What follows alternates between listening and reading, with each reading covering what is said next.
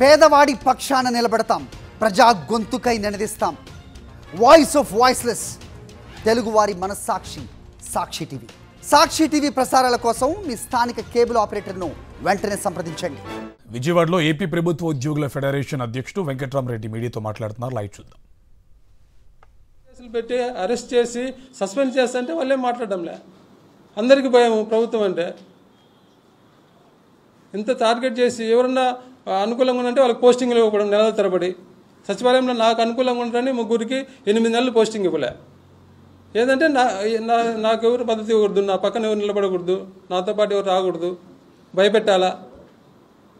ఇదే నా ఉద్యోగులను గౌరవించే పద్ధతి, ఉద్యోగులకు అనుకూలమైన పనివాతావరణం ఇదేనా? కాబట్టి మొదటి హామీ ఎంత అద్భుతంగా అమలవుతుందో మీ అందరికీ క్లియర్గా చెప్పిన. ఇంకా రెండవది, సిపిఎస్ జిపిఎస్ విధానాన్ని సమీక్షించి అందరికీ ఆమోదయోగ్యమైన ఒక నిర్ణయం తీసుకుంటామని చెప్పారు. దీని మీద పర్టికులర్గా జనసేన అధ్యక్షుడు డిప్యూటీ సీఎం పవన్ కళ్యాణ్ గారు చాలా స్పష్టంగా చెప్పిండ్రు. గతంలో మాదిరిగా వారానికి 2 వారాలకు చేస్తామని మేము హామీ ఇవ్వము, అది వారం 2 వారాలు అయ్యే పని కాదు, కనీసం ఒక సంవత్సరం రోజుల్లో, ఖచ్చితంగా సంవత్సరం రోజులు అయితే దీనికి ఒక పరిష్కారం చెప్తామన్నారు. మళ్ళీ ఇప్పుడు సంవత్సరం దాటిపోయింది, ఏం పరిష్కారం చెప్పారు?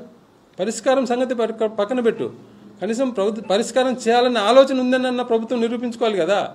కనీసం ఇంతవరకు ఒక కమిటీ వేయడం కానీ, కనీసం సిపిఎస్ ఉద్యోగులను పిలిచి, ఆ సంఘాలను పిలిచి ఏం కావాలి, మీరు ఏం కోరుకుంటున్నారు, జిపిఎస్ కంటే మెరుగ్గా మీకు ఏం కావాలి అని అడగడం కానీ, అసలు దాని గురించి పట్టించుకున్నారు అసలు?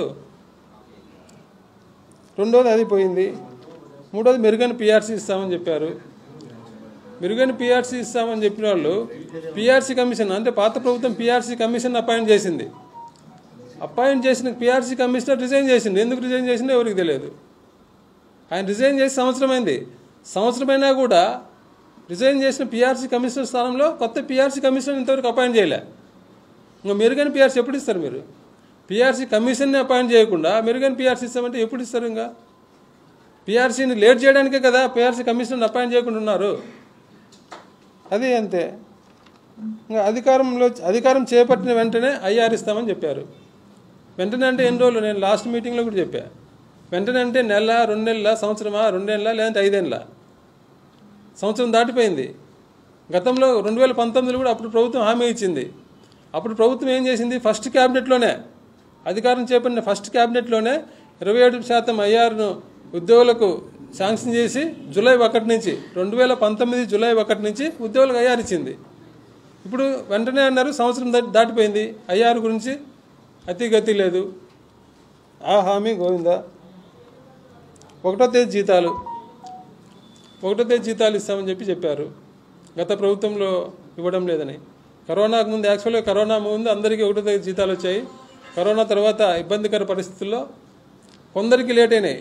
గత ప్రభుత్వంలో కొందరికి మాత్రమే, ఏది టీచర్లకు, పెన్షనర్లకు కొందరికి లేట్ అయినాయి.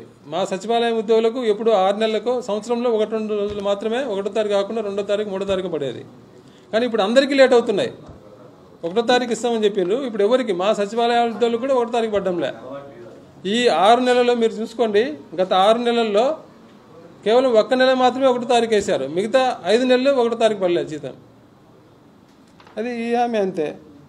ఇంకా బకాయిలు, ఉద్యోగులకు రావాల్సిన బకాయిలు చెల్లిస్తామని చెప్పారు. వాళ్ళు ఇచ్చిన, అంటే గవర్నమెంట్ ఇచ్చిన, ఫైనాన్స్ డిపార్ట్మెంట్ మీద ఇచ్చిన శ్వేతపత్రంలోనే ఉద్యోగులకు సుమారుగా 22,000 కోట్ల బకాయిలు ఉన్నాయని చెప్పారు. 22,000 కోట్ల బకాయిలు ఉన్నప్పుడు దశల వారీగా, అంటే అన్నీ ఒకసారిగా చేయమని ఎవరు కోరుకోవడంలే. అది అడగడం కూడా కరెక్ట్ కాదు. కనీసం దశల వారీగా, అంటే ఈ 2 నెలలకు ఇంత, 3 నెలలకు ఇంత, లేదా ఈ సంవత్సరానికి ఇంత, ఏదో ఒకటి అసలు కనీసం స్టార్ట్ చేయాలి కదా. సంవత్సరం అయింది మీరు వచ్చి, సంవత్సరం రోజులు అది బకాయిలు అసలు పట్టించుకోలేదు. మేము ఇంతకుముందు ప్రెస్ మీట్ పెడితే ఫైనాన్స్ మినిస్టర్ గారు సంక్రాంతికి ముందు ఉద్యోగులకు శుభవార్త అన్నట్టు ఏదో 2-3 చెప్పారు. అందులో కూడా చేయలే. అంటే ఫైనాన్స్ మినిస్టర్ గారు సంక్రాంతి కానుక చెప్పినది కూడా చేయలే. అందులో ఆయన పోలీసులకు 2 SLలు ఇస్తామని చెప్పారు.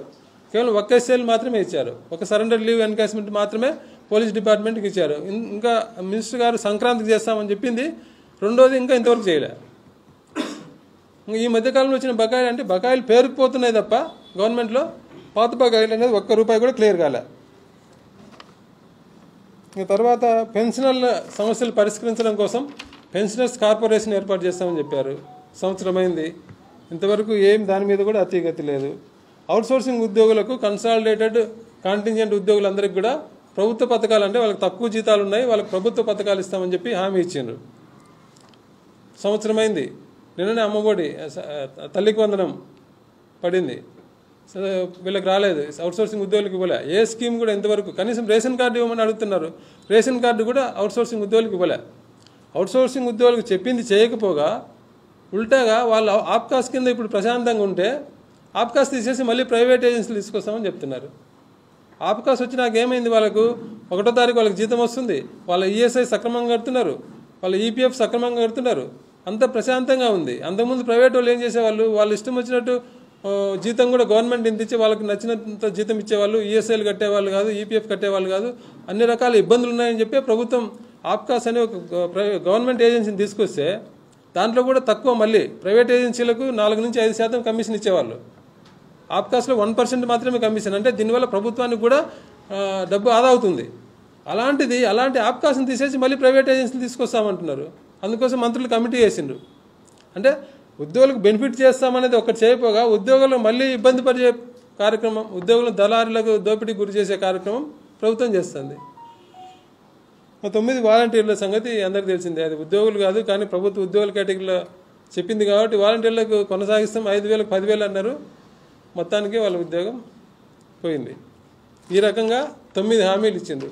9 హామీల్లో చెప్పాము, ఉద్యోగుల గౌరవం గోవింద, సిపిఎస్ జిపిఎస్ గోవింద, మెరుగైన పిఆర్సి గోవింద, ఐఆర్ గోవింద, 1వ తేదీ జీతాలు గోవింద, బకాయిలు Govinda, pension corporation Govinda, outsourcing పథకాలు గోవింద, వాలంటీర్ల జీతం గోవింద, 9 గోవింద. ఇప్పుడు సంబరాలు చేసుకునే ఉద్యోగులు అందరూ ఏం చేస్తున్నారు, నెత్తిన గుడ్డేసుకొని పోయా మోసం అని ఏది అంతా. ఇప్పుడు ఉద్యోగుల పరిస్థితి ఎలా ఉందంటే పోయా మోసం. ఏం చేయాలా, కనీసం గవర్నమెంట్ పిలిచి మాట్లాడి కూడా మాట్లాడడంలే. ఇవి కేవలం గవర్నమెంట్ ఇచ్చిన హామీలు, ఉద్యోగులకు ఇచ్చిన హామీలు. అవి కాకుండా రెగ్యులర్గా ఉద్యోగులకు ఉండే సమస్యలు చాలా ఉన్నాయి. వాటి గురించి కూడా ప్రభుత్వానికి ఏమాత్రం పట్టింపు లేదు. ఇప్పుడే చెప్పారు మనోళ్ళు, ముందే చెప్పారు, డిఏ రెగ్యులర్గా ఇవ్వాల్సిన డిఏను 4 డిఏలు ఈ జూలై నుంచి ఇవ్వాల్సింది కలుపుకుంటే 4 డిఏలు పెండింగు, పట్టించుకోవడం లేదు. ట్రాన్స్ఫర్లో టీచర్ ట్రాన్స్ఫర్ల గురించి ఆల్రెడీ మా మిత్రులు చెప్పారు. ఇంకా గ్రామ వార్డు సచివాలయ ఉద్యోగుల ట్రాన్స్ఫర్లు అయితే అది చాలా, అదేందో బ్రహ్మ పదార్థంలాగా ఉంది ప్రభుత్వానికి.